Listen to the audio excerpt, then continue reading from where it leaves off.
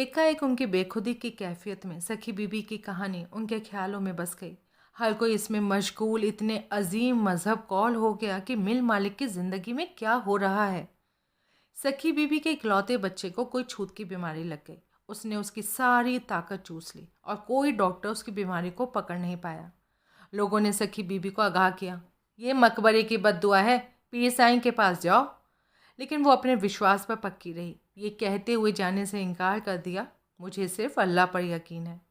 अब बच्चा मरने के कगार पर था और माँ का सब्र टूट चुका था। उसने अपने बच्चे को कंधे पर टांगे वो नंगे सर और नंगे पैर मकबरे की ओर भागी। पील के दरबार में पहुँचते पहुँचते उसकी सांस फूल रही थी। वो चिल्ला उठी, मैं तुमसे भीख मांगती हूँ साईं, मेरे बच्चे को बचा लो। अगर ये बच जाता है तो तुम में हर किसी का यकीन बढ़ जाएगा। मैं कसम खाती हूँ कि मैं तुम्हारी पक्की मुरीद बन जाऊँगी। मैं तुम्हारा नाम सारे जहान में फैलाऊँगी। मेरा बेटा और उसके बेटे तुम्हारी रहम दिली को कभी नहीं भूलेंगे साईं। पीर साईं ने अपना हाथ उसके सर पर रखा, आंखें बंद की और थोड़ी देर को कुछ बुदबुदाया। जवाब के लिए सखी बीबी उसका चेहरा देख रही थी। जब उसने आंखें खोली वो उछल पड़ी।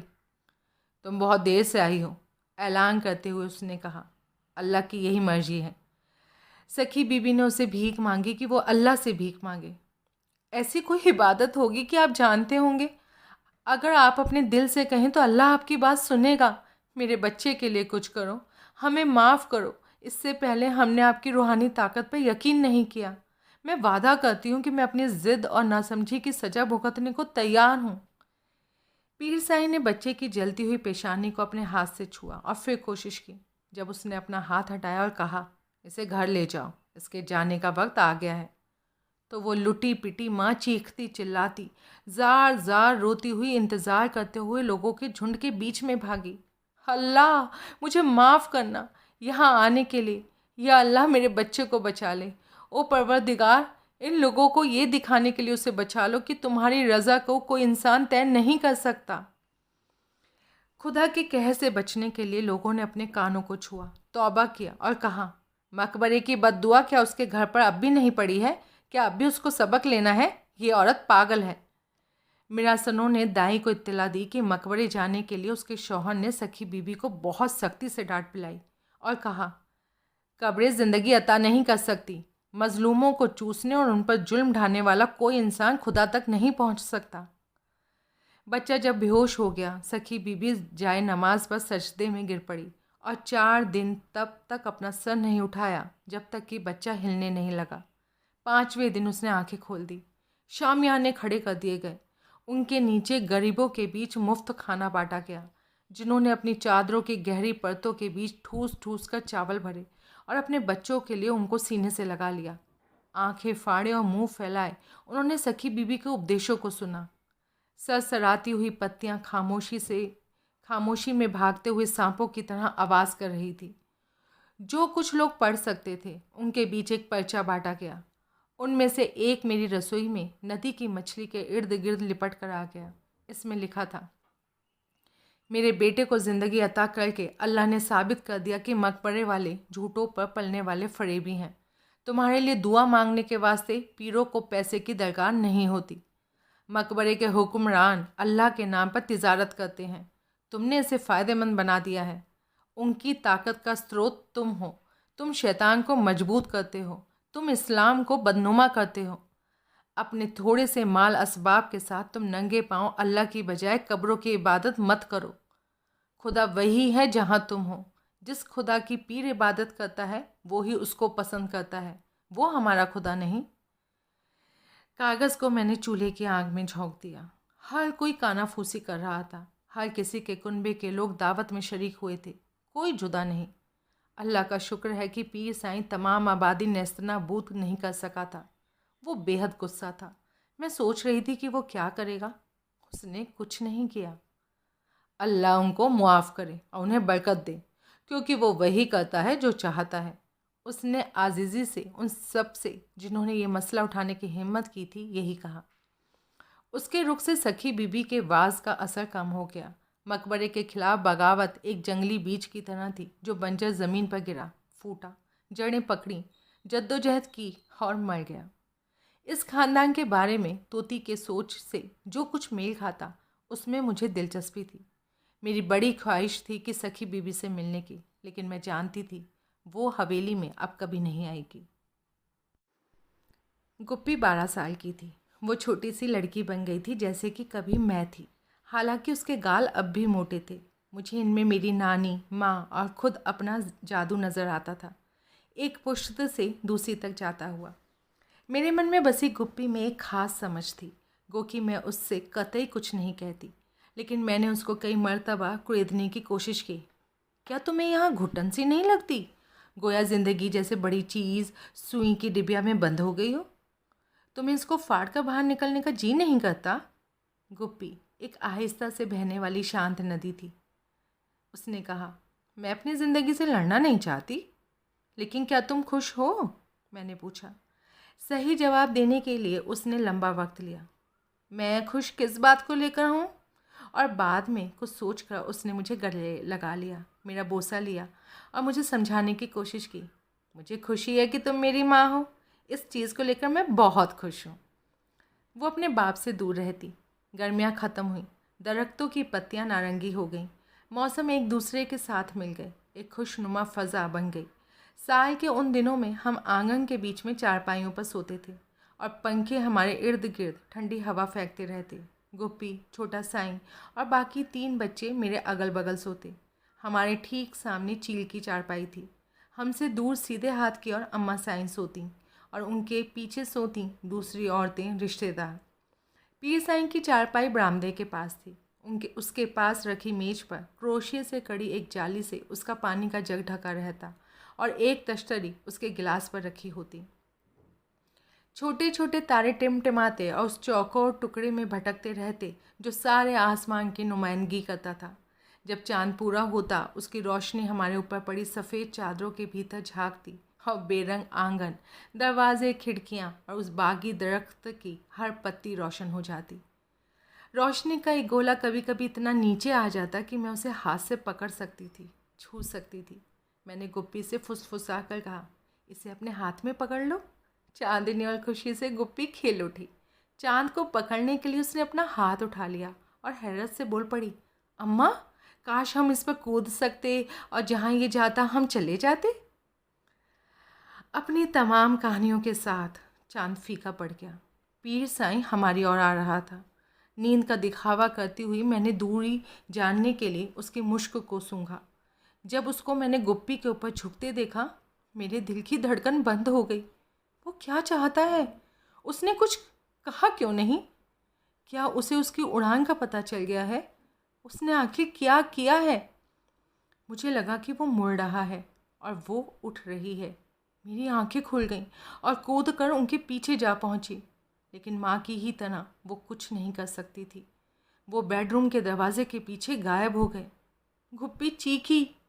औरतें इतनी गहरी नींद में सोती थीं, यहाँ ना जाने कितने तूफान उनकी नींद में खलल डाले बगैर आए और चले गए। गुप्पी दोबारा चीखी। मैंने अपना दिल पकड़ लिया, सोचा कहीं ये फट ना पड़े। आखिरकार उसका बाप चिल्लाया, बाहर दफ़ा हो जाओ। वो लड़खड़ाती हुई बरामदे में आ गई। दीवार पर उसकी परछाई देखकर मैं पीछे लुढ़क गई। गुप्पी की चारपाई की रस्सियाँ चरमराने पर मुझे लगा कि उसका जिस्म मुड़ रहा है और उसको महसूस कर रहा है। अपने सर को हिलाए बगैर मैंने पीर साईं के बिस्तर की ओर नज़र की। राहत मिली।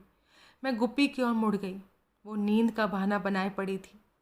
दिन निकला, ओस से भीगा हुआ, जिस पर मक्खियों के झुंड ने हमला कर दिया था। हम उठे और तितर बितर हो गए। जब वहाँ कोई खतरा नहीं रहा, मैंने गुप्पी से पूछा, तुम्हारा वालिद तुमसे इतना नाराज़ क्यों था? तुमने क्या किया था? वो मेरे सवाल से डर रही थी, मुझसे आंखें चुरा रही थी। वो नाराज़ क्यों था गुप्पी? क्या तुम्हारे गालों को बहुत जोर से नोचा था? उसने अपना सर हिलाया। फिर वो गुस्सा क्यों था गुप्पी, बताओ। क्योंकि मैं चीख पड़ी थी, उसने टालते हुए जवाब दिया। तुम चीखी क्यों थी गुप्पी? वो चुप रही। क्यों गुप्पी, मुझे फ़ौरन बताओ, क्यों? मेरी बेटी ने कहा। उसने मेरी सलवार के अंदर हाथ डाला था। उसने मेरी कमीज़ के अंदर भी हाथ डाला और बुरी तरह से दबाया था। कहाँ? मैंने बेवकूफ़ी से पूछा। गुप्पी ने अपना सीना छुआ।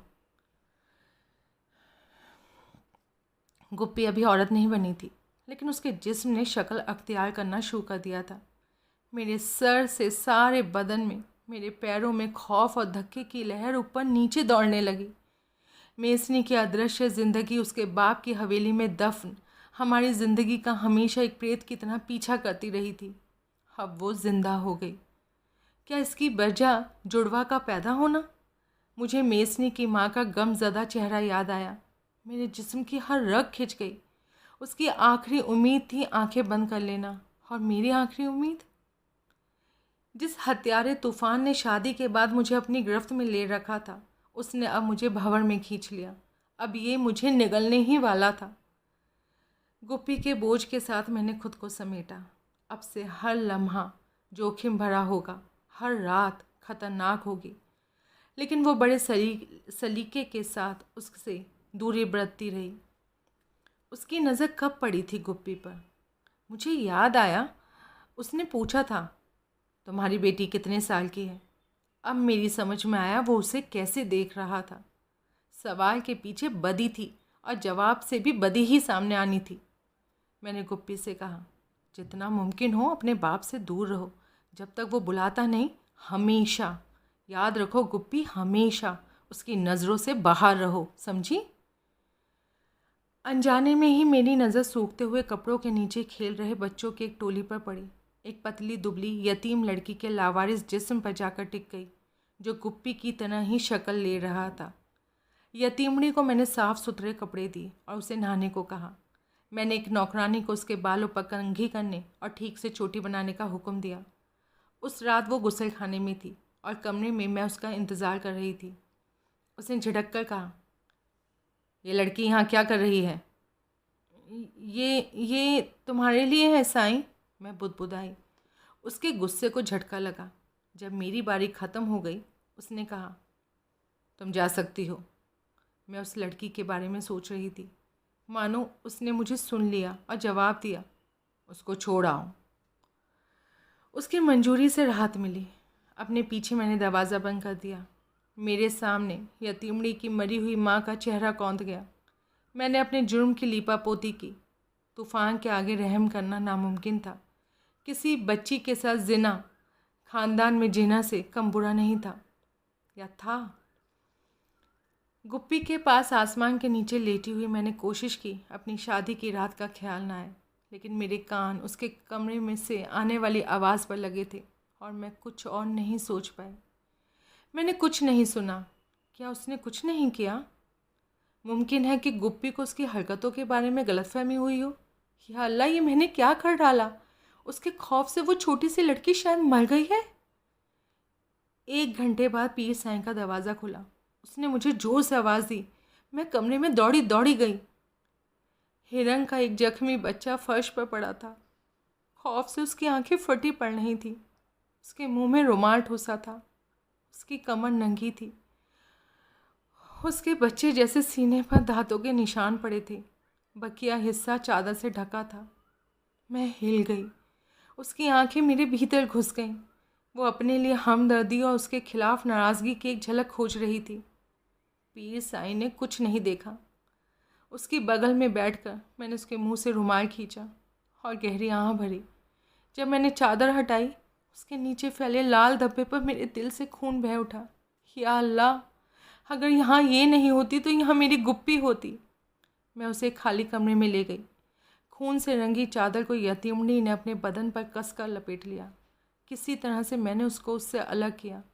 उसका वहशीपन लड़की के सारे छोटे से जिस्म पर खुदा हुआ था। उसकी टांगें किसी बुढ़िया की तरह काँप रही थी। उनके बीच खून टपक टपक कर सूख गया था। जब मुझे घूरते हुए देखा, उसने टांगों को मिला लिया। उसके आराम के लिए मैंने फर्श पर एक तकिया रख दिया।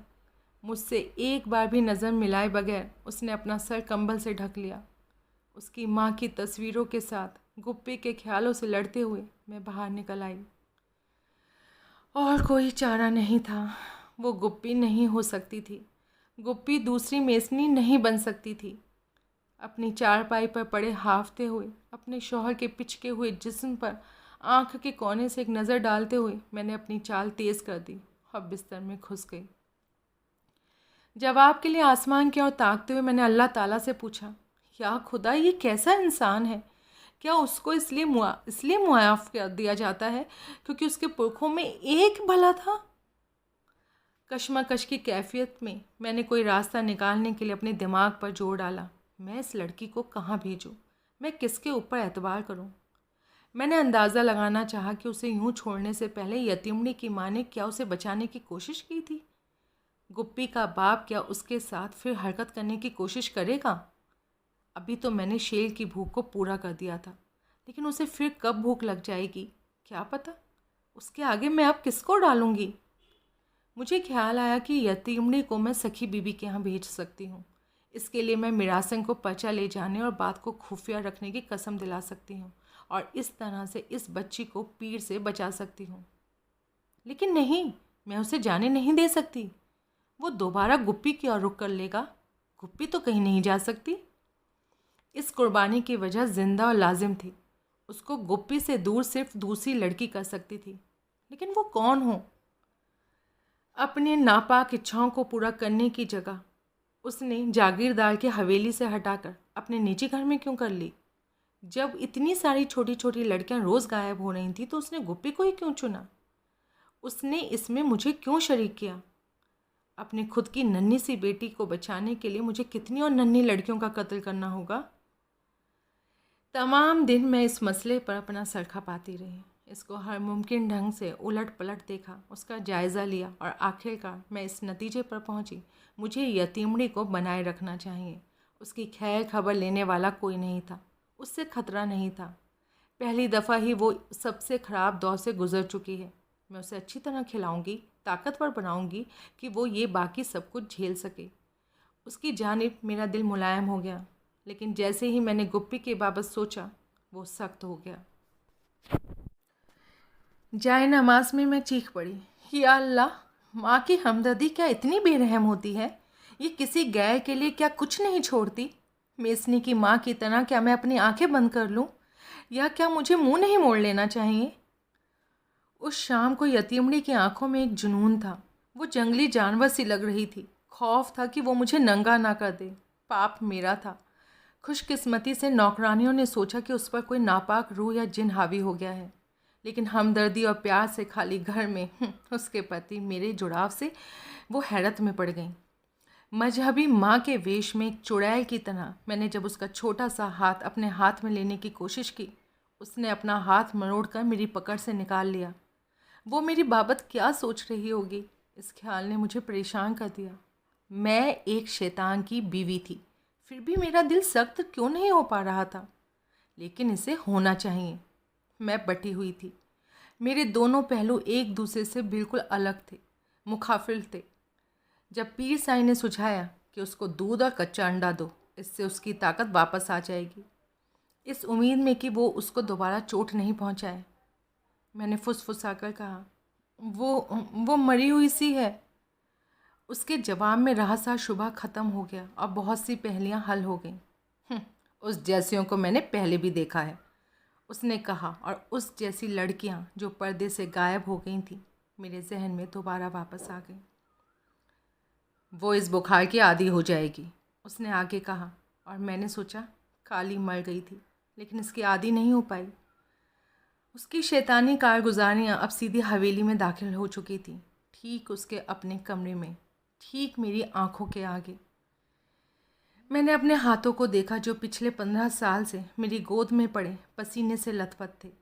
तकदीर की लकीर जो कभी मेहंदी के जाल में छुपी थी, वो बदी की लकीर में उकल गई थी। मुझे मालूम था कि ये हाथ फिर बच्चे जनेंगे, और फिर मालिक के लिए ही। या अल्लाह, मैं फ़िक्रमंद होने लगी। क्या वो मेरी सारी लड़कियों की शादी हो जाने तक चलेगी? क्या मैं पाप को झेल पाऊंगी तब तक? हर मुमकिन हद तक गुप्पी अपने बाप से दूर रहने लगी, मेरे कहे बगैर ही। उसने मुन्नी को भी उससे दूर रखा। यतीमड़ी दोबारा सेहतमंद हो गई और उसने बच्चों के साथ फिर से खेलना शुरू कर दिया। अगले महीने जब मेरी माहवारी शुरू हुई, उसने हुक्म दिया, यतीमड़ी को लाओ। 2 दिन बाद उसने फिर उसे बुलाया। मेरी गैर मौजूदगी के 7 दिनों में से 4 उसने उस नन्ही सी लड़की के साथ गुजारे। मुझे खतरा लगने लगा, लेकिन मैं कुछ नहीं कह सकती थी।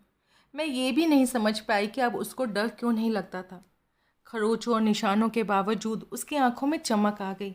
उसकी चाल धीमी पड़ गई, लेकिन वो इर्द गिर्द के मासूम बच्चों के साथ खेलती रही। उसके साथ मेरे 3 सप्ताह हमेशा की तरह ही घिनौने होते। मैं ये नहीं समझ पाती कि अगली सुबह यतीमड़ी बच्चों के साथ कैसे हंस खेल पाती है। उसके साथ शायद वो नरमी बरतता था। मैंने इस ख्याल को टाल दिया। इस काम में दूसरे की परवाह की गुंजाइश बहुत कम थी। एक दोपहर को मैंने यतीमड़ी को हंसते हुए सुना। मेरा शौहर उस पर जो ध्यान दे रहा था उस पर वो खुश थी। मेरे जिस्म में गुस्सा तारी हो गया। मेरे जहन में माँ की तस्वीर उभर आई। वो मुझ पर बेतरह नाराज़ थी। बेवकूफ़ लड़की, उसने तुझसे सड़क से उठाकर शादी की थी, वो उससे शादी क्यों नहीं कर सकता? उसने मुझको हिला दिया। तुम उससे नफरत करती हो तो फिर एक नौकरानी बन जाओ, क्योंकि तुम ना उसका घर छोड़ सकती हो ना अपने बच्चे। और कोई रास्ता ही कहाँ था? और फिर गुप्पी, उसका क्या होगा? कम से कम अब वह तो उसके जहन से बाहर थी। ऐसा लगता मानो वो उसके लिए कहीं है ही नहीं, और मैं उस लड़की से चलती थी जिसको मैंने अपने नरक में झोंक दिया था। मुझे जलन थी और वो मेरी गिलाजत में हिस्सा बांट रही थी। कैसा पसोपेश है। गो कि सालों गुजर जाने के बावजूद मेरे और मेरे शौहर के रवैये में कोई तब्दीली नहीं आई थी। मेरी हैसियत थोड़ी बहुत कायम हो गई थी। अब एक बच्ची मुझे पीछे छोड़ रही थी। मेरी बेकदरी का ताल्लुक उसके बजाय उस लड़की से ज़्यादा था। बूढ़े मालिकों और जवान नौकरानियों के अनगिनत किस्से मेरे जहन में उभरने और तेज़ी से जड़ें जमाने लगे। जब मेरे शौहर ने हुक्म दिया, यतीमड़ी के लिए नए कपड़े सिलवाओ और उसे ज़्यादा काम नहीं लो, मैं हैरान थी। उसके दिमाग में वो अब भी बनी हुई है। आखिरकार पीर साईं मुझसे बोलता तो था। लेकिन जीत की गर्मी ठंडी पड़ गई। ये एक धमकी थी। तुम्हारा क्या ख्याल है उसके बारे में? उसने मुस्कुराते हुए मुझसे पूछा। जब से मैं जानती थी मैंने उसे पहली बार मुस्कुराते हुए देखा था। मेरी हैरानी में इजाफा हो गया। नहीं मालूम था मुझे क्या कहना चाहिए। हथेलियों पर आ रहे पसीने को मैंने ज़ोर से रगड़ा, बुदबुदाया। वो बहुत छोटी है साईं, मैं तो उसे सिर्फ एक बच्ची के तौर पर जानती हूँ।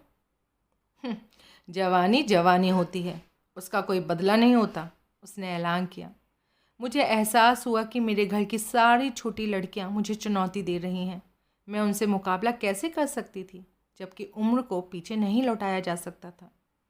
मुझे काठ सा मार गया। बिना किसी शोर के छोटे साईं हड़बड़ी में अपने बाप के कागजात उठाने को घुसा और बाहर भाग गया। अपने बड़े बेटे के लिए मेरा दिल पसीज गया। जब से उसने चलना शुरू किया था मैंने उसे मुश्किल देखा था। वो उसे मुझसे दूर ले जाते थे। मुझे उम्मीद भी यही थी। छोटे साईं का तमाम दिन अपने बाप की खूंखार आंखों के नीचे मकबरे में गुजरता। जब वे घर लौटते मैं अपने शौहर की खिदमत में इतनी मशगूल रहती, मुझे अपने बेटे की एक झलक भी ना मिल पाती। गो कि छोटे साईं की सबसे अहम तमन्ना अपने बाप की मंजूरी हासिल करनी थी, लेकिन ये नामुमकिन काम था। जिस दबाव में वो बड़ा हुआ था उसने उसे बेहद गमगीन और डरपोक बच्चा बना दिया था। उसे देखकर मेरा दिल दर्द करने लगता। मेरे जहन ने जोर लगाकर छोटे साईं के ख्याल को दूर भगा दिया और उन एहसासों का मुकाबला करने लौट आए जिनको यतीमड़ी ने तेज कर दिया था। पहले 2 महीने तक मेरा शौहर उसको मेरी माहवारी के दिनों में ही बुलाता। अलबत्ता बुलाए जाने के इंतज़ार में वो हर रात को नहाती और कपड़े बदलती। तीसरे महीने वो उसको थोड़े थोड़े दिनों के बाद बुलाने लगा और एक पागल इंसान के साथ होने के लिए वो उछल पड़ती। जब वो कमरे से निकलती मेरे सामने से आंखें नीची करके लड़खड़ाती हुई तेज़ तेज़ कदमों से गुजर जाती। जाहिर था कि वो उसकी पसंदीदा थी और मैं थी रद्दशुदा बीवी। नौकरानियों ने कानाफूसी शुरू कर दी और वो मेरे कानों में नगाड़ों की तरह गूंजने लगी। जिस दिशा में मुड़ती मुझे एक जोरदार थप्पड़ सा लगता महसूस होता। जिस तरफ भी मैं मुड़ती मुझे चील भी दिखाई पड़ती, जो सब कुछ जानते हुए निगरानी कर रही होती। एक दिन यतीमड़ी ने एक नौकरानी को गाली दी। वो उसकी तश्तरी में खा रही थी। दूसरी बार उसने लड़की को थप्पड़ रसीद दिया क्योंकि वो उसकी नई चप्पल पहनी थी। मैंने उसे चिल्लाते हुए सुना, मैं मालिक से तुम्हारी शिकायत करूंगी। मेरी चीज़ें चुराने के लिए वो तुम्हारी कुटाई करेगा। एक अधेड़ नौकरानी ने आगे बढ़कर उस पर पलट कर चोर की, अपने आप को तुम समझती क्या हो, हैं? ए रंडी, हम सब कुछ जानती हैं तुम्हारी बाबत। यतीमड़ी भौंकने लगी। मालिक से मेरे बारे में कहने तक का इंतजार करो। मेरे बारे में वो सब कहने के लिए वो तुम्हारी पिटाई करेगा। दूसरी औरत ने अधेड़ को खींचकर एक तरफ किया और नतीजों से खबरदार किया। मालिक का कान है ये, जो कुछ तुम कहने की ज़रूरत कर रही हो ना, वो खुद उससे कह देगी। बेहद गुस्सा थी मैं। उनको मुझसे ज़्यादा खौफ यतीमड़ी का था। मैं उनके गुट के पास पहुंची और कोई सफाई मांगे बगैर अपनी जूती उतारी और यतीमड़ी को मार दिया। चील उसको सब कुछ बता देगी, मैं जानती थी।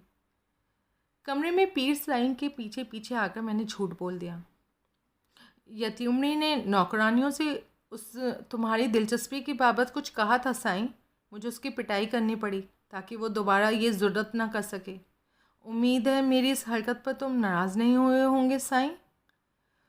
उसकी खामोशी से मेरे दिल की धड़कन बढ़ गई। तुमने सही वक्त पर सही कार्रवाई की। सुनकर मैंने राहत की सांस ली। उसने मेरी कहानी कबूल कर ली थी।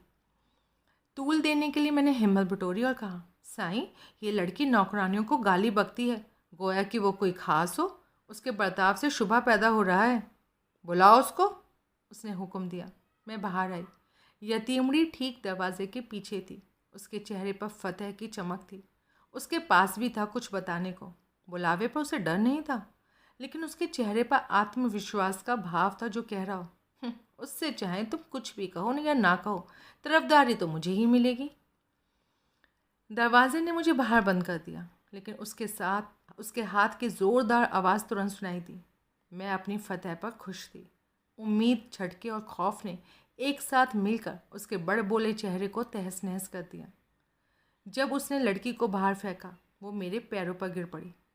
उसकी पहले जैसी ही डरी हुई आंखें ऊपर उठ गईं। इस बार मेरा दिल नहीं दुखा। ये महसूस करते हुए कि चील ने मुझ में बदलाव देखा है, मैं ये सोचते हुए आगे बढ़ गई कि मालिक के जुर्म के बारे में वो क्या सोच रही होगी। मकबरे में उसके देखने, सुनने और बोलने की शक्ति छीन ली थी। वो यहाँ की हर बुराई को जानती थी। क्या वो ये नहीं मानती थी कि यहाँ कुछ अच्छा भी होना चाहिए? चूँकि जब तक मालिक के बिस्तर तक उसकी पहुँच थी, यतीमड़ी मेरे लिए एक खतरा था, इसलिए हर मुमकिन मौके पर मैंने उसकी रूह तोड़ने की कोशिश की। गोकी लड़की मुझसे वैसे दूर रहती जैसे कि गुप्पी अपने बाप से। अलबत्ता इसके बरक्स तमाम दिन मेरी आंखें उसका पीछा करती रहती। जब मैं यतीमड़ी की छोटी छोटी सी गलतियों को पकड़ने के लिए झपट पड़ती, तब सिर्फ गुप्पी उन लाखों एहसासों के कैद को महसूस कर सकी थी जो मेरे दिल में बलबले उठा रहे थे। बिला नागा मैं किसी न किसी चीज़ को लेकर मालिक से उसकी शिकायत करती, लेकिन उसकी तमाम गलतियों के बावजूद पीर साईं के दिनों का कोई असर उसकी रातों पर नहीं पड़ा और लड़की के लिए उसकी हवस बढ़ती गई। एक दिन गुप्पी ने मुझसे कहा, अम्मा, जब कोई और रास्ता ही नहीं है, जो जैसा है वैसे ही रहने दो ना। यतीमड़ी को लेकर अपने आप को इतना दुखी मत करो। मेरा हाथ थामते हुए छोटी होने के बावजूद जो वो थी भी, उसने एक बुज़ुर्ग औरत की तरह कहा, या कि मेरा बाप तुम्हारे लिए इतना खास है? वो नहीं था और फिर भी था। वो एक तज़ाद था जो मेरी ज़िंदगी भर बना रहा। ईद से एक हफ्ता पेश था। उसने महंगे कपड़ों का एक सेट मेरे लिए और एक वैसा ही उसके लिए दिया। गोकी मुझे गुप्पी के अल्फाज याद थे और मैं अपने विरोध को निगल गई। मैं वो तोहफ़ा यतीमड़ी को देने के लिए खुद को राज़ी नहीं कर पाई। उसके बावजूद मैंने उसको वो तोहफ़े दिए जो दीगर नौकरानियों को मिले थे। जब मुझे बुलाया गया, वो उसके साथ थी। क्या तुमने लड़की को वो दिया जो उसे देने के लिए मैंने तुम्हें सौंपा था? उसने पूछा। दहशत के मारे मैं हकला गई। वो मैंने उसको दूसरा दिया था साईं। मैंने सोचा कि नौकरानियों को कहीं शुबा ना हो जाए साईं। उसका हाथ कमरे में घूम गया। अब उसकी बारी थी आंख सेकने की। बेइज्जती खौफ पर हावी हो गई। उसे महीनों तक दबाए रखने के बाद हार मंजूर करना मुमकिन नहीं था, और इसलिए जब वो दोबारा मेरे करीब आया, उस लड़की की मौजूदगी से मेरी चीख निकल गई। तुम चीखी? वो गरजा। हाँ हाँ, मैं कहना चाहती थी, कुछ ऐसा करो जिससे मेरी ज़िंदगी ही ख़त्म हो जाए। अल्लाह का शुक्र है कि उसने लड़की को बाहर फेंक दिया था। मैं कपड़े बदलने के कमरे में जा पहुंची। उसने चारपाई को उठाया और हुक्म दिया, अपना हाथ इसके नीचे रखो। लकड़ी की भारी शहतीरें हाथों के ऊपर आ पड़ी। मेरी कपकपी छूट गई, मेरी आंखें ऊपर चढ़ गईं, मेरे होंठ बिछ गए। दर्द बार बार फूट निकलता, मैं बार बार उसे निकलती रही। एक भी आवाज़ निकली तो मैं तुम्हारी गर्दन तोड़ दूंगा और तुम्हारे भेजे के 2 टुकड़े कर डालूंगा, उसने खबरदार किया। मेरी एड़ियाँ मेरी खुली हथेलियों के बीच मुड़ गई। मेरा सर मेरे घुटनों के बीच टंगा था। घुटनों के बल झुकने, सीधे या उकड़ू बैठने का कोई तरीका नहीं था। इस हालत में बना रहना नामुमकिन था। हर लम्हा नाकाबिले बर्दाश्त था। जरा से हिलने डुलने से बेहिंता दर्द की लहर दौड़ जाती। अपने हाल और दर्द से जद्दोजहद करती, कभी इसको तो कभी उसको अनदेखा करती मैंने उसे चारपाई पर बैठते देखा। लकड़ी की शहतीरों ने और भी गहरा दबाया। मेरी हड्डियां चकनाचूर हो गईं। उसने मेरी आह सुनने की कोशिश की और सजा बढ़ा दी। उसको कुछ सुनाई नहीं पड़ा। उसने अपनी टांगें उठा ली। वो सीधा लेट गया। दर्द को मैं भीतर बंद नहीं रख पाई। वो मेरी हथेलियों से मेरे जिस्म में दाखिल हुआ और उससे गुजरता हुआ मेरे दिमाग में घुसा और बाहर निकल गया। इस हौलनाक नज़ारे को मैं छत से देख रही थी। राक्षस ने खर्राटा भरा। उसके पैरों तले अपनी बाहें फैलाए और फर्श पर हथेलियों को उल्टा किए एक औरत राक्षस की सताई हुई पुजारिन की तरह नाक रगड़ती पड़ी थी। वो हिला, पल के हिस्से के बराबर उम्मीद बंधी और चली गई। जब तक वो जगता नहीं कुछ भी बदल नहीं सकता। मैं वक्त से लड़ रही थी, वो गुजर नहीं रहा था। तिस पर भी इतने खामोश घंटे गुजर गए। आखिरकार वो उठा, लेकिन उसके वज़न के हटने से तकलीफ़ कम नहीं हुई। काठ की शहतीरों को उठाए जाने पर दर्द बंद नहीं हुआ। उठो, उसने हुक्म दिया और मेरी रूह एक झटके में दोबारा लटक गई। कुछ वक्त के लिए क्या मैं फना हो गई थी? जब उसके पैर मेरी आंखों के आगे आए, मैं राहत से उन पर गिर पड़ी। इन हालात में बचाए रखने के लिए मैंने अपनी जुदा हो गई रूह को देखने लगी, नहीं तो मैं बच नहीं सकती थी। जब कोई मुसीबत आती मैं कहीं नहीं मिलती। यदा कदा मुझे लगा कि मेरे दिमाग में कुछ है ही नहीं। अफवाह थी कि मैं पागल हो गई हूँ। हमेशा भीतर भीतर जद्दोजहद करने वाली मैं यतीमड़ी के मामले में खुलकर जद्दोजहद करने लगी थी। अब मैं पीछे हट गई। ईद के पहले चूड़ी वाली हवेली में कांच की रंग बिरंगी चूड़ियाँ लाती।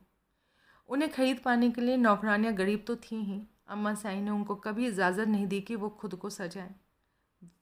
वे अपनी जगह भूल जाती हैं और मालकिन से मुकाबला करने लगती हैं, वो कहा करती। अलबत्ता यतीमड़ी ने पीर साईं से मिले पैसों को वैसी ही चूड़ियों को खरीदने पर खर्च करने का फ़ैसला किया जैसे कि मैंने गुप्पियों के लिए खरीदी थी। मामला अब अम्मा साईं तक पहुंचा। उन्होंने लड़की के मुंह पर तमाचे जड़े और चूड़ियाँ जब्त कर लीं। नतीजों से डरकर उन्होंने चूड़ियों को ये कहकर लौटा दिया, इस मर्तबा मैं तुमको छोड़े दे रही हूँ। अगली बार तुम्हारी गुस्ताखी की शिकायत मैं मालिक से करूँगी। वो नौकरों को अपने ख़ानदान से बराबरी करने की इजाज़त नहीं देगा, वजह चाहे कुछ भी हो। मैं परवाह नहीं करती, लेकिन लड़की मेरी तवज्जो खींचने को बाजिद लगती। मैं जिधर भी जाती वो उधर ही आ जाती। मेरे चाहे बगैर मैंने गौर किया कि गुप्पी के बनिस्बत वो कितनी बड़ी दिखने लगी थी। वजह सबको जाहिर थी, लेकिन इसने अब मुझे परेशान करना बंद कर दिया था। अम्मा साई ने मेरी तटस्थता पर गौर किया और मुझे समझाने बैठ गई। यहाँ के मर्दों में यह आम बात है। नौकरानियों से अपने शौहर की उनसियत की वजह से अमूमन तमाम बीवियों को जिल्लत उठानी पड़ती है। इन औरतों को उनकी हैसियत में रखना मुश्किल है। वो अपनी जगह बहुत जल्दी भूल जाती हैं। उन्हें अपनी खुश नसीबी पर एतबार नहीं होता। वो यकीन करने लगती हैं कि वो निचले दर्जे की नहीं। उन्होंने सलाह दी, तुम्हें उसको बदल देना चाहिए। तुम्हारे कई बच्चे हैं और तुम खासी सुरक्षित हो। तुम्हें कुछ ऐसा करना चाहिए कि शौहर तुम्हारी तरफ ध्यान दे। मेरी तरफ उंगली हिलाते हुए उन्होंने कहा, जो बेशकीमती वक्त तुम्हें उसके साथ मिला है उसे बर्बाद करने की बेवकूफ़ी ना करो। पता लगाओ कि उसे क्या अच्छा लगता है और वो करो। वो एक बीमार औरत को क्यों पसंद करेगा? जरा अपनी तरफ देखो, इतनी बेजान और उदास हो तुम्हें कोई भी मर्द पसंद नहीं करेगा। वो एक नौजवान लड़की की तरफ क्यों नहीं रुख करेगा? लेकिन मेरे ज़मीन ने मेरा साथ नहीं दिया। मेरे लिए गुप्पी की सलाह ज़्यादा नरम थी। अम्मा साई मुझे तारीक जंगल की राह दिखा रही थी। मैं जीतने से ज़्यादा सुकून की मोहताज थी। मैंने अपनी सास से पूछा कि उसका बेटा यतीमड़ी से शादी कर सकता है। वो जिससे चाहे उससे शादी कर सकता है, ये उसका हक है। उसको अपना बनाए रखने का एक ही रास्ता है, बिस्तर में उसके वास्ते लाजमी बन जाओ। मेरी आंखें यतीम लड़की का फिर पीछा करने लगी। एक बार फिर मैं हैरान होकर सोचने लगी कि वो मेरे शौहर की शैतानी हवस को कैसे पूरी कर पाती होगी। वो हर दफ़ा मर कैसे नहीं जाती। जिस रात ईद का चांद दिखाई पड़ा, वो चांद रात माँ के घर की मीठी यादें लौटाई। माँ का घर जहाँ खुशियों का मतलब था, नए कपड़े, चूड़ियाँ, मेहंदी और ईदी। हम अपने कपड़ों पर इस्त्री करते, सेवइयाँ पकाते, मिठाइयाँ लाते और अपना घर सजाते। और अब सब कुछ बदल गया। हर साल मेरा ध्यान घर की ईद की तरफ चला जाता, लेकिन वक्त गुजरने के साथ यादें भी धुंधली पड़ती जाती।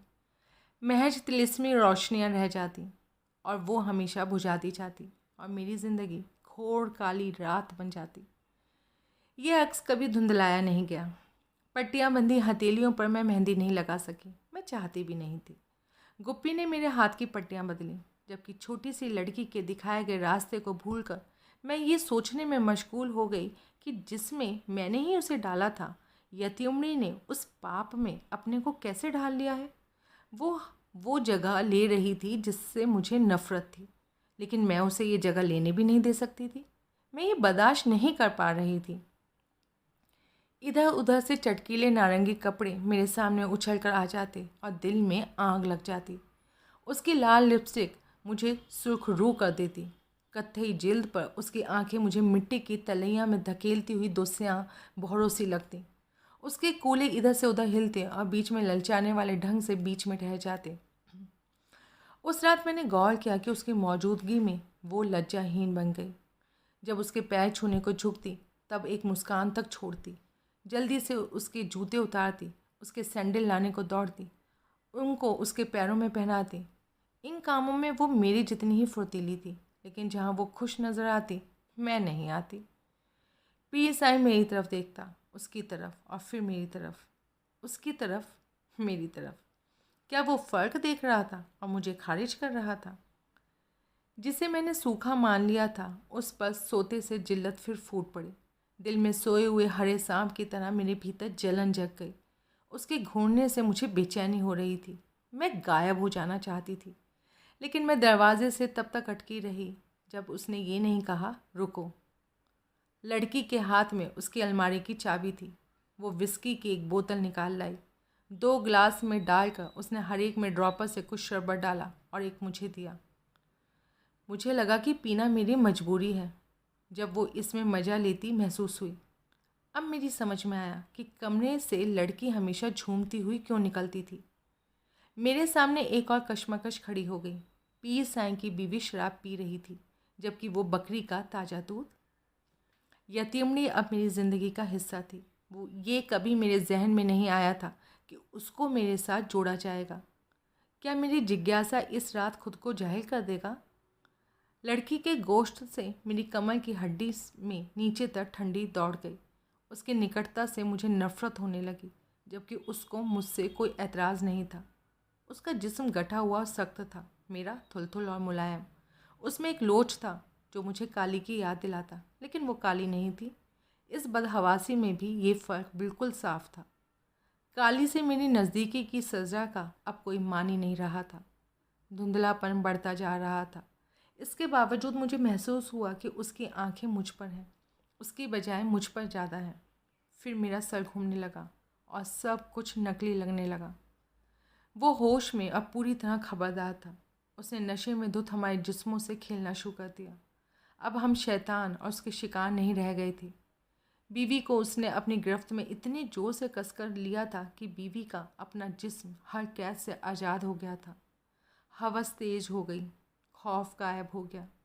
मैं कायदों को याद कर सकने के हवास खो बैठी, वह भी भूल गई। अगर मैं मालकिन होने का दर्जा भूल बैठी तो यतीमड़ी ने एक नौकरानी और मेरे बीच की दूरी ख़त्म कर दी। रात गोश्त के हवाले हो गई, या कि गोश्त रात के हवाले। जब ये सब कुछ ख़त्म हुआ, मैं बीमार थी और बाद में बेहाल। अगर अम्मा साईं की सलाह सही थी, अजाब और खौफ की रातें ख़त्म हो सकती थीं। चूँकि सिर्फ नरक ही वो जगह थी जिसमें मेरा शौहर मेरी शिरकत चाहता था, तो मैं उस आग में मज़ा ले सकती थी जो पहले मुझे जलाती थी। लेकिन हकीकत में वापस आने के बाद की बेहाली नाकाबिले बर्दाश्त थी। एक शरीफ औरत के रोल को फिर से निभाना नामुमकिन हो गया। या अल्लाह! इबादत के वक्त में चीख पड़ी। एक वक्त में एक रूह कितनी ज़िंदगियाँ जी सकती है? एक वक्त में वो कितने भावों को महसूस कर सकती है? एक साथ ये कितने इंसानों में ढल सकती है? कि मुझे एक साथ दो औरतों का रोल अदा करना था। इससे मैंने चाहा कि उसको फांसी लगा दूं, जो खुद को खतावार मानती है। मेरी ज़िंदगी में ज़मील की कोई जगह नहीं थी। इस हादसे में जब मैंने गुप्पी की शिरकत की बाबत ख्याल किया, मेरा हर एक शुबह काफूर हो गया। एक बदचलन मालकिन ने ईद मनाई। अल्लाह का शुक्र है कि गुप्पी ने उस पर गौर नहीं किया। उसने मेरी पट्टी बंधे हाथों का बोसा लिया और उस वक्त मुझे यकीन नहीं हुआ जब उसने कहा, तुम्हारे दिल की नेकी तुम्हारे चेहरे से जाहिर है अम्मा।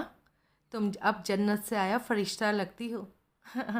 और इसका कोई ताल्लुक़ अल्लाह के करम से मकबरे से तो नहीं है ना?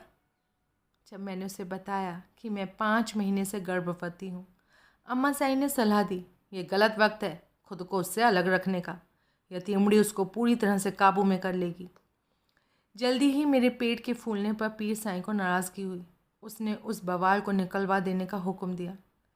लेकिन कुनीन की 20 गोलियों के बावजूद, जो मैंने पूरे सप्ताह तक रोज़ निकली थी, हमल गिरने का नाम नहीं लेता।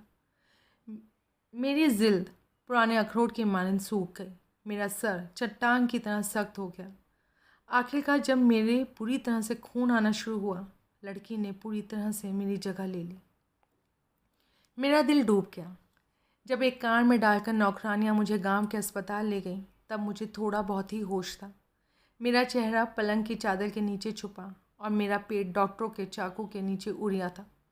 उन्होंने कहा कि बहुत ज़्यादा कुनीन की खुराक लेने से मेरी कोख में सुराख हो गया है। अस्पताल के पूरी तरह से बंद कमरे में 2 सप्ताह तक मेरे खून चढ़ाया जाता रहा और मैं फिर से कार में थी। उसकी खिड़कियों पर मोटे मोटे पर्दे लगे थे। मेरे और ड्राइवर के बीच चमड़े का पार्टीशन था।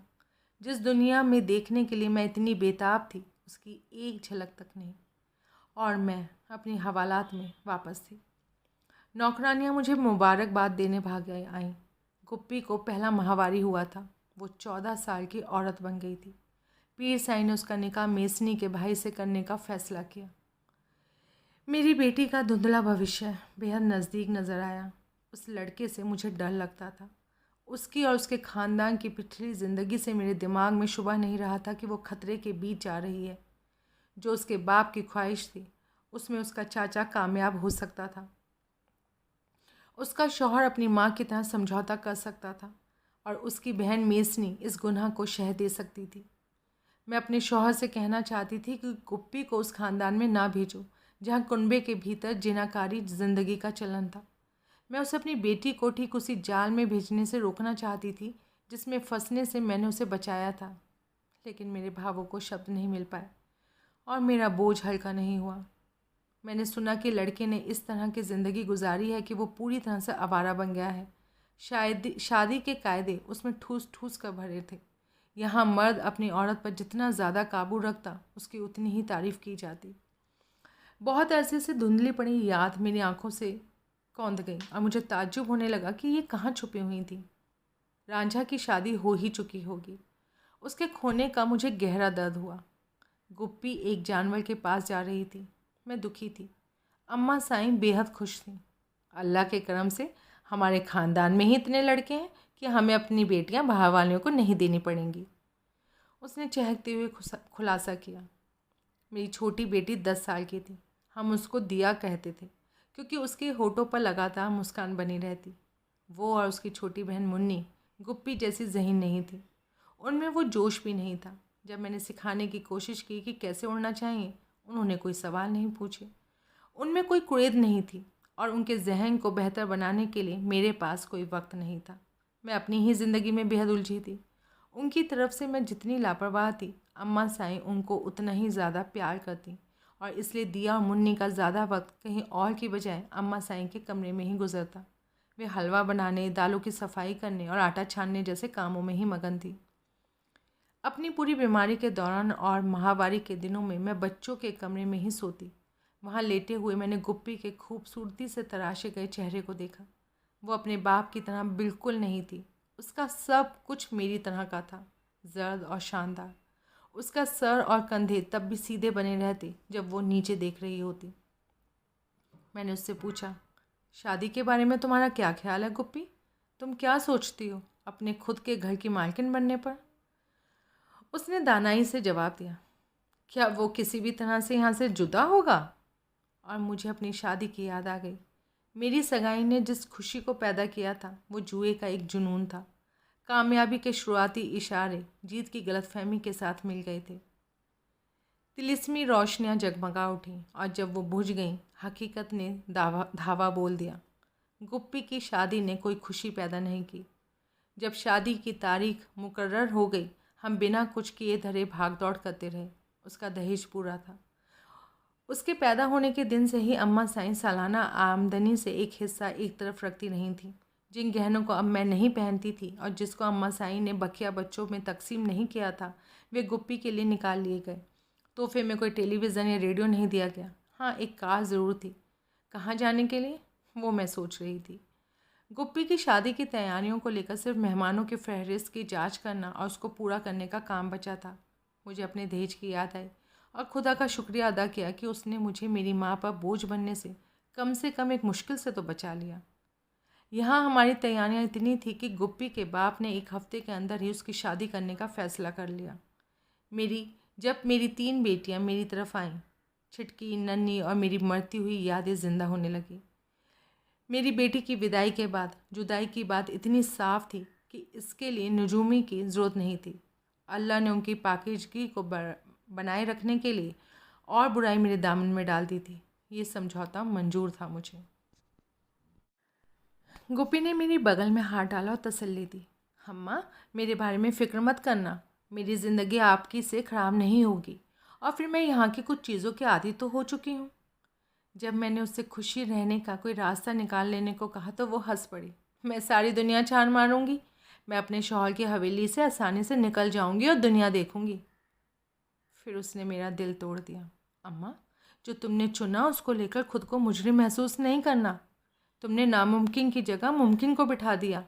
मेरे बाप के लिए जहाँ यतीमड़ी जायज़ है, मैं नहीं हूँ। वो हलाल हो सकती है, वो उससे शादी कर सकता है। मैं तो सिर्फ हराम हो सकती हूँ। उस पाप को रोकने के लिए मैं क्या बन गई। मेरी ख्वाहिश हुई कि ज़मीन फट जाए और मुझे निगल ले। मेरा गोश्त यतीमड़ी की छुअन की अटकी हुई याद से जलने लगा। शर्म ने मेरी रूह को कोयला कर दिया। गुप्पी ने आँख को जलाए रखा। अम्मा, इस आदमी को कबूल करना उससे मेरी कहीं बेहतर है जिसे मेसनी और उसकी माँ ने पसंद किया था। क्या तुम्हें ये नहीं लगता कि अल्लाह ने हमें उस बदनसीबी से बचा दिया है? लेकिन जब तक दिया और मुन्नी की शादी नहीं हो जाती, मैं पूरी तरह से हिफाजत की बात नहीं सोच पाई। उस दोपहर अपनी 2 फरिश्तों सी लगने वाली बेटियों के साथ एक दरमियानी उम्र की औरत उन औरतों के बीच से निकलकर मेरे पास आई जो बागी के दरख्त के नीचे बैठी अम्मा साईं को घेरे थी। मुझे अपनी माँ की याद आ गई जब वो पहली बार पीर साईं के पास गई थी। औरत रोने और चीखने चिल्लाने लगी, बीबी जी, इस जहान में मेरा कोई नहीं है। अल्लाह ने आपके पास हिफाजत के लिए भेजा है। मेरी लड़कियां जवान हो रही हैं। लोगों की हवस भरी नज़रों से इनको बचाए रखना बहुत मुश्किल है। आपके सिवा हमारा कोई नहीं है। वह जिस खतरनाक इलाके का तजुर्बा रखती थी, उससे भी कहीं खतरनाक इलाके से उसे फरार करने की कोशिश में मैंने उसकी आंखों में आंखें डालकर दिल ही दिल कहा, फ़ौरन चली जाओ, कभी नहीं लौटना, इसी दम दफ़ा हो जाओ, चली जाओ इससे पहले कि खबीज़ तुम्हारी बच्चियों को तुमसे छीन ले। लेकिन मैं रुक गई। पीर साईं ने जब मुझसे दरियाफ़्त किया कि क्या मैं उस बेवा से मिली थी, मैंने सर हिलाया। लड़की के बारे में तुम्हारा क्या ख्याल है? उसने पूछा और मैं भौचक्की हो गई। मैंने वो उसको ठीक से नहीं देखा साईं। उसने जब ये हुक्म दिया, आज रात के लिए उसे तैयार करो। जाहिर है बड़ी वाली को, छोटी वाली को मेरे लिए भी बहुत छोटी है अभी। मेरे दिल में मानो खंजर घुप गया। उसके बुरे मजाक ने मुझे दहला दिया। लेकिन जब उसने हिदायत दी, यतीमड़ी को पता नहीं चलना चाहिए, वो गैर जिम्मेदार है, मुझे अम्मा साईं की सलाह याद आ गई, अगर तुम यतीमड़ी को निकाल बाहर करना चाहती हो तो उसकी मजबूरी बन जाओ। ऐसा जुर्म में साझेदार बनने से ही मुमकिन हो सकता था। अब तक मैं समझ चुकी थी कि इंसानों में बुराई की एक खास सुरक्षित जगह है। महज हालात की दरकार होती है उसको ऊपर लाने के लिए। कुछ लोगों के हालात उनकी सोई हुई बुराई से छोटी मांगे करते हैं। मेरे हालात मेरी रूह में सारी बुराइयां पैदा कर रहे थे। मुझे ऐसा लगता था कि शैतान मेरी नियति से छेड़छाड़ कर रहा है। जितना गहरा मैं अपने शौहर के नरक में डुबकी मारती, मेरा जिंदा रहने के मौके उतने ही ज़्यादा होते। लेकिन वहाँ मौजूद जहर की वजह से मेरे भीतर लगातार उथल पुथल मची थी।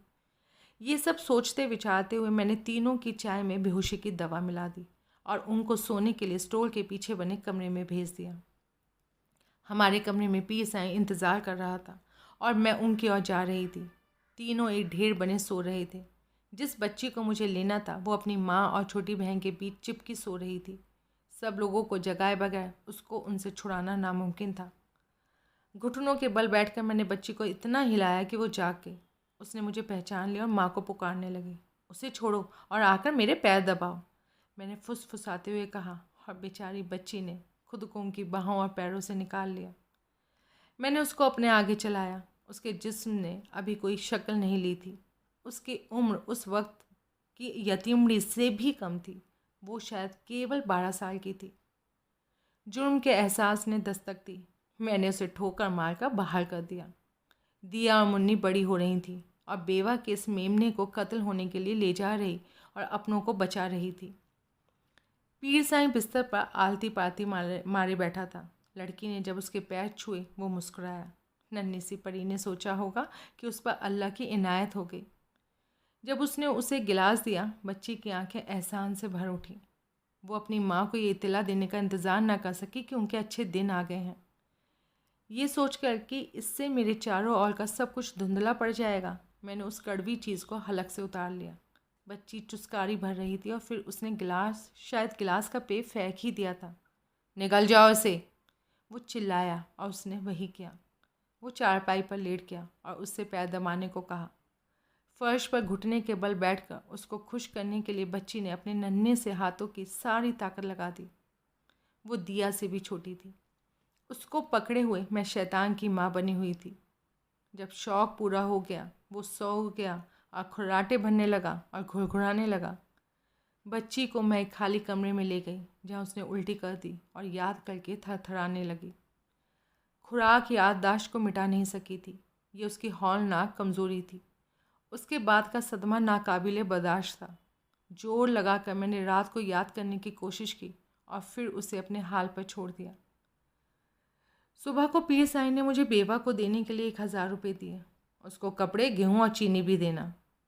ये हुक्म उसने अपने कंधों पर अल्लाह के 99 नामों से कड़ी हुई चादर लपेटते हुए दिया। उस पहनावे को देख मैं थर्रा गई। अल्लाह के नाम का भी शोषण। मेरा पर्दा पाप के ऊपर पर्दा था। पाप रोज़मर्रा की चीज़ बन गया। मेरी बाहों में हाफते हुए मासूम लड़कियों के बदलते चेहरे। मैं कांपने लगी। बेवा ने मिन्नत की, बीबी जी, मेरी इतनी सारी परेशानियां हैं, इन पैसों से कुछ नहीं होगा। आप हमें कुछ काम दे दें, हम आपको खुश रखने में कोई कसर नहीं रखेंगे। मेरी 2 बेटियां हैं और दुनिया बहुत जालिम है। हम आपके साए में रहना चाहते हैं। मेहरबानी करके हमें यहाँ रुकने दीजिए। मैं चाहती थी कि बेवा फ़ौरन दफ़ा हो जाए, लेकिन मैं जानती थी उसको पता चल जाएगा कि मैंने उसके ऐश में पलीता लगाया है। जब उसने कहा, बीबी जी, मेरी बेटी हर रात आपके पैर दबाएगी, मैं शर्मसार हो गई। बच्ची ने क्या उसको बता दिया है? गुप्पी की शादी के मौके पर माँ छिटकी और नन्ही आई। शानदार दहेज मेरे कुनबे को ये यकीन दिलाने के लिए काफ़ी था कि सब कुछ बिल्कुल दुरुस्त है।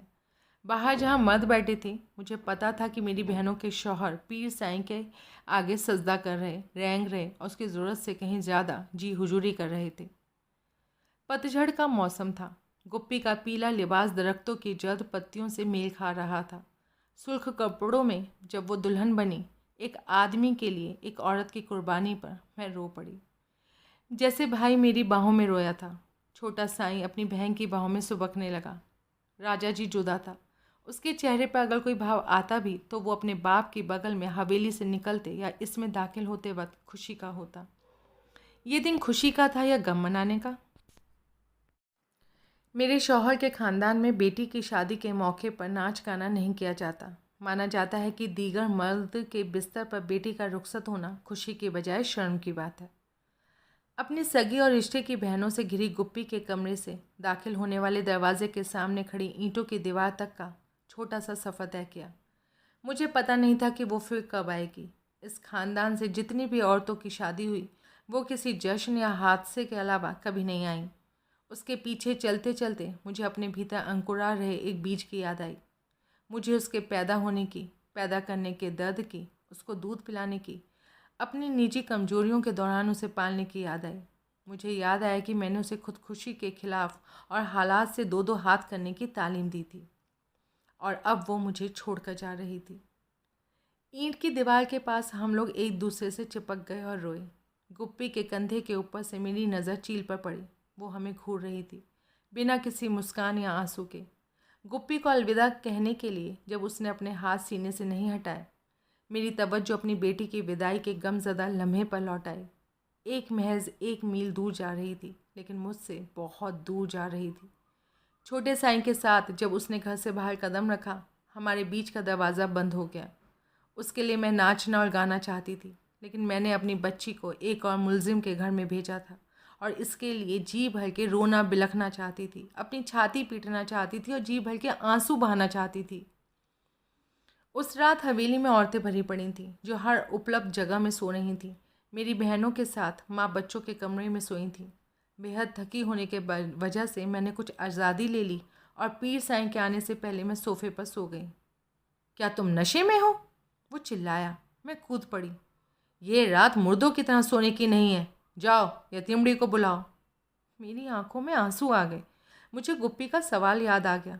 अम्मा, क्या ये सब कभी रुकेगा या ये तुमको दिया और मुन्नी के लिए भी करना होगा? प्यारी गुप्पी, अगर मुझे ये खौफ तुम्हें और तुम्हारी बहनों को लेकर नहीं होता, तब भी मुझे मालूम नहीं कि जो मैंने शुरू कर दिया था उसको मैं कैसे पलट सकती हूँ। मैं नहीं जानती कि मना कैसे किया जाए। यतीमड़ी अपने बिस्तर पर नहीं थी। मैंने उसे तमाम जिस्मों के बीच उसे तलाश किया जो लड़ाई के मैदान में हलाक हुए से पड़े थे। मैं सोच रही थी कि उस पर सारा कहर बर्पा हो जाएगा, लेकिन उसका गुस्सा नाकाबिले बर्दाश्त था। जब भी था जब वो किसी और के खिलाफ हो। पक्के तौर पर मैं ये भी नहीं जानती थी कि इसको मोड़ तरोड़ कर मेरे जुर्म में तब्दील नहीं कर दिया जाएगा। वो नंगा था। उसकी खुराक उसके हाथ में थी, लेकिन उसके प्रोग्राम का अगला कदम गैर हाजिर था। जब जंजीर टूटी वो गुर्रा उठा। गुस्से से उसने मुंह से झाग उगलने शुरू कर दिया। उसमें सब्र नहीं था। मैंने उसको बेवा की छोटी लड़की के बारे में कहा, जिसकी बाबत उसका ख्याल था कि वो उस तक के लिए अभी बहुत छोटी है। उसे लेकर आओ। वो चीख पड़ा और मैं भागी। बिखरे हुए जिस्मों के ऊपर से कूदती फांदती छोटी सी उन्हीं 2 लड़की के साथ लिए मैं तेजी से वापस लौटती और मैं गुप्पी की पहली रात के बारे में सोचने लगी। उसके ज़िंदा रहने को लेकर डरने का वक्त भी नहीं था मेरे पास। मेरी अपनी ज़िंदगी अभी तक दाव पर लगी थी। नए मेमने को देखते ही पीर साईं की छाती ठंडी हो गई। कमरा धुंधला हो गया। खौफ की जगह खामोशी ने ले ली और उसकी जगह पागलपन हावी हो गया। हमने आँख का बवंडर पैदा किया। मैंने भेड़ियों की आवाज़ें सुनी और मुझे जहन्नुम की तपिश का एहसास हुआ। एक बार फिर ये सब ख़त्म हो गया और मैं लंगड़ाती हुई बच्ची के साथ जैसे तैसे बाहर आई। फजल की नमाज के लिए अजान के साथ ही यतीमड़ी के लिए पीर साईं का बुलावा आया। तुम कहाँ थी? वो गुर्राया। वो हकला गई। अपने माथे से पसीने की बूंद पहुँचते उसने कहा, मैं सो रही थी साईं, बीबी जी ने मुझे जगाया ही नहीं साईं। मुझे झटका लगा। मैं अपने बचाव में बकवास करने लगी। उसने अपने में बकवास की, यहाँ तक कि हमारी आवाज़ों में कोई फ़र्क नहीं रहा। उसका चेहरा ठहरे हुए समुंदर की तरह शांत था। अपने मेहमानों के दिलजोई करने के लिए मैं एक बीमार बीवी नहीं रख सकता। आज रात मैं इस मसले को हमेशा हमेशा के लिए तय कर दूंगा, उसने कहा और वो बाहर चला गया।